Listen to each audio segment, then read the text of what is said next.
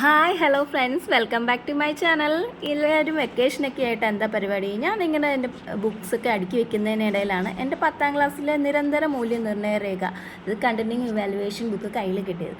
അതിൽ ഓൾമോസ്റ്റ് എൻ്റെ റെക്കോർഡ്സിലും എല്ലാം അല്ല, കണ്ടൻറ്റിനെക്കാട്ടിലും ഉപരി അതിൽ ആർട്ട് വർക്കുകളാണ് കേട്ടോ കൂടുതൽ. അപ്പോൾ പിന്നെ കരുതി നിങ്ങളെ കൂടി ഒന്ന് കാണിച്ചേക്കാമെന്ന്. എങ്ങനെയുണ്ട് അതിൻ്റെ ഫ്രണ്ടിലെ ആർട്ട് വർക്കുകളൊക്കെ? എന്നാൽ പിന്നെ നമുക്കിതൊന്ന് കണ്ടാലോ എങ്ങനെയുണ്ട് എന്ന്. ബാ നമുക്ക് കാണാം കേട്ടോ. ഇതാണ് നിരന്തര മൂല്യനിർണ്ണയ രേഖ.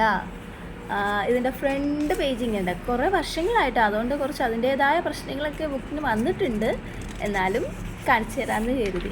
ഞാൻ പഠിച്ചത് Nemam victory girls higher secondary school നേമത്താണ് കേട്ടോ. മലയാളം ടീച്ചർ ശ്രീവത്സല ടീച്ചറായിരുന്നു. ടീച്ചറിൻ്റെ ആ രൂപമൊക്കെ ഇന്നും മനസ്സിലുണ്ട്. ടീച്ചർ എങ്ങാനും ഈ വീഡിയോ കാണുകയാണെങ്കിൽ, അല്ലെങ്കിൽ ടീച്ചറിനെ അറിയാമെന്നുള്ള ആരെങ്കിലും ഈ വീഡിയോ കാണുകയാണെങ്കിൽ എന്നെ ഒന്ന് കമൻറ്റ് ചെയ്യണേ. ഇത് ചെറുശ്ശേരിയുടെ ഉന്തുന്തുന്തും പാടില്ലേ, അതിൻ്റെ തീമാണ് കേട്ടോ. ഇത് എങ്ങനെയുണ്ട് ചെറുശ്ശേരിയൊക്കെ?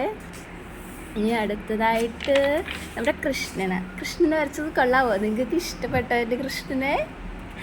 എങ്ങനെയുണ്ട്? അതടുത്ത എഴുത്തച്ഛനാണ്. എഴുത്തച്ഛനൊക്കെ ആയി അത് ഇഷ്ടമായോ എൻ്റെ എഴുത്തച്ഛൻ? പിന്നെ എല്ലാ ആർട്ട് വർക്കുകൾ ഇത് കുഞ്ചൻ നമ്പ്യാരും ഓട്ടംതുള്ളൽ, അതാണ് കേട്ടോ. കുഞ്ചൻ നമ്പ്യാരും ഓട്ടംതുള്ളൽ, അതാണ് ഈ തീം. അതിലേക്ക് കടക്കുന്നതിന് മുമ്പ് ഇൻട്രഡക്ഷനായിട്ട് കൊടുത്തൊരു പിക്ചറാണത്.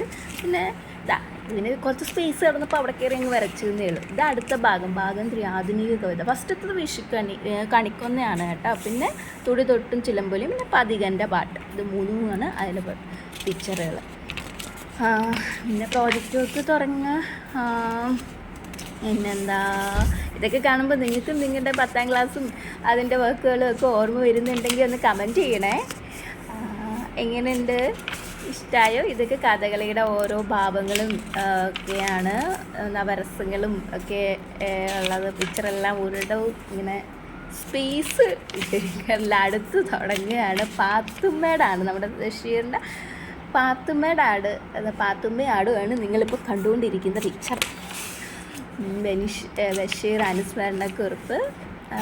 അടുത്ത തന്നെ രചനയ്ക്ക് തന്നെ നല്ലൊരു പിക്ചർ തന്നെ അങ്ങ് കൊടുത്തിട്ടുണ്ട് കേട്ടോ ഗൈസ്. ഇങ്ങനെയുണ്ട്.